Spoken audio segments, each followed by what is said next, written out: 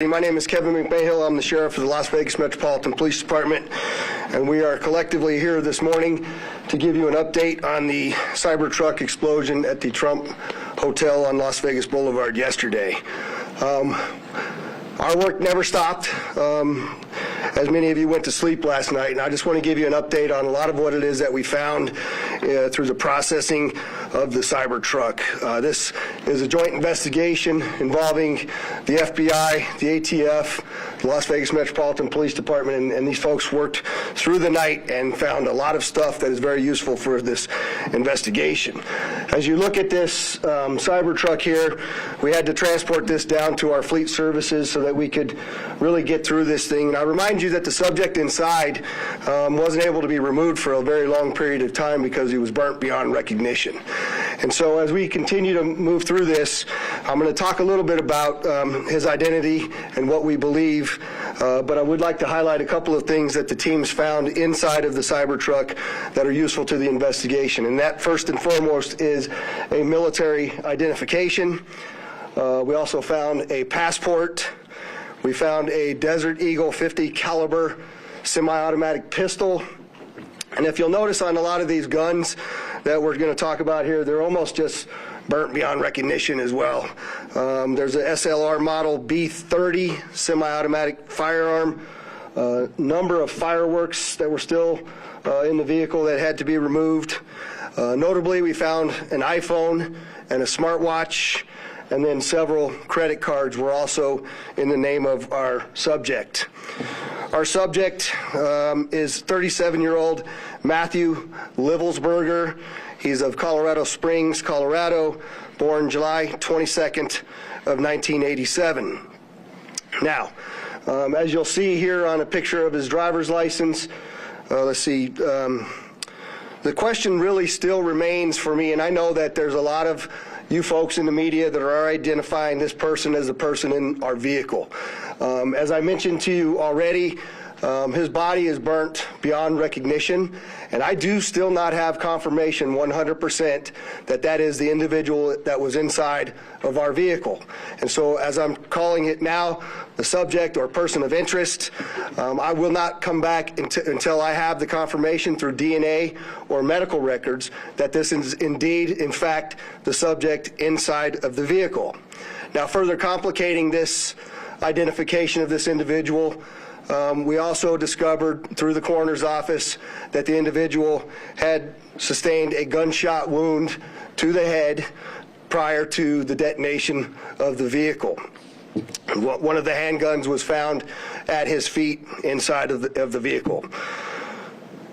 Obviously, in how we're trying to identify him, and I'm feeling comfortable to give you this information, is a tremendous amount of substantial evidence, to include he rented the Turo vehicle. There are two tattoos, one of which was on the stomach and one of which is on the arm, that we can see bits and pieces of it as in comparison to what it is that we now know he had on his body. That has given us a lot of confidence that this is, in fact, the same person.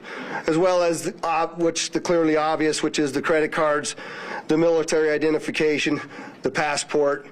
And then furthermore, as you'll see here in just a very short period of time, we tracked his movements from Colorado to Las Vegas, and in a number of the photographs that we were able to determine, he was the individual that was driving the vehicle. And also, I'd like to iterate this point to you, we still have only ever seen him in this vehicle, and we're not aware of any other subjects involved in this particular case. Now, I would like to acknowledge a couple of things because I know what's going on in the social media world, and there are a number of things in this case that are similar to the attack in New Orleans. We do know that our subject here served in the military. In fact, he's a current member of the military. Both of the subjects served at Fort Bragg, North Carolina. What we do know about that is it's a very large military base, and we have no record that they served in the same unit or even at the same years at Fort Bragg, something that continues to remain under investigation. I also know that they both served in Afghanistan in 2009. We don't have any evidence that they were in the same province in Afghanistan, the same location, or the same unit. Again, something else that remains under investigation. And we also know, of course, that they both used the rental company Turo to rent their vehicles. As far as his military background, it's been confirmed by DOD that he was indeed in the United States Army. He was also a Green Beret operations sergeant who spent most of his time at Fort Carson, Colorado, and in Germany. He was on approved leave from Germany, where he was serving with the 10th Special Forces Group. He was also previously in the National Guard and the Army Reserve.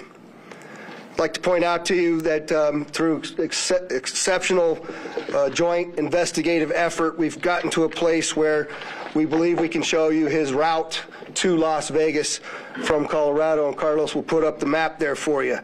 And we know that he rented the Cybertruck in Denver on December 28th.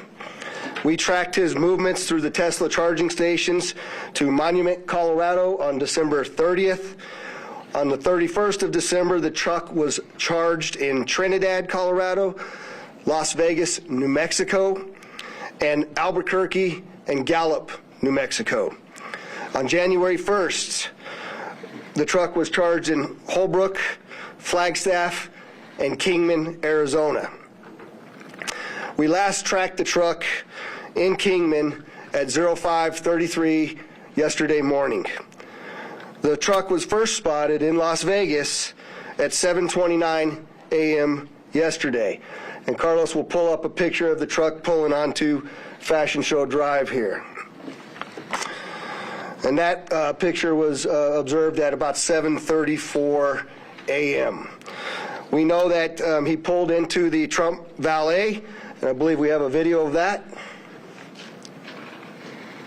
You can see the Cybertruck highlighted there.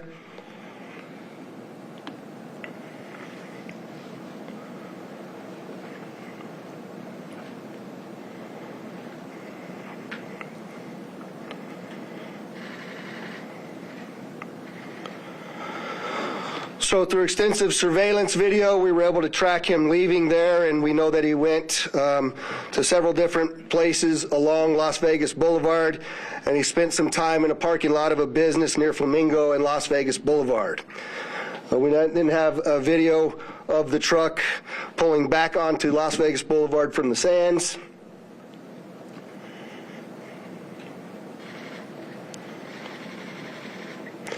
You see that there? That's north on the boulevard from Sands at 8:39, where he then immediately heads to the Trump Hotel, pulls into the valet area, and as of course you all know, the explosion occurs within 17 seconds of his arrival at the valet. There's some additional investigative updates that are going to be provided to you by a couple of the other speakers here, the first of which will be our special agent in charge of the FBI local office, Spencer Evans. Spencer?